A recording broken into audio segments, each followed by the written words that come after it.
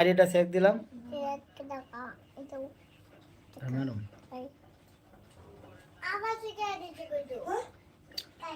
তখন এই লোকের আমি আইডিটা চেক দিয়া তার দেখলাম অনেকগুলো ইস্যু আছে। তার ইস্যুগুলো আগে কাটলাম, কাটার পরে তাকে আমি বললাম যে এখন থেকে এগুলো আর ব্যবহার করবেন না। হ্যাঁ, তার একটা আবেদন করছি, ঠিক 3 দিন পরে তার মনিটাইজেশনটা চলে আইছে।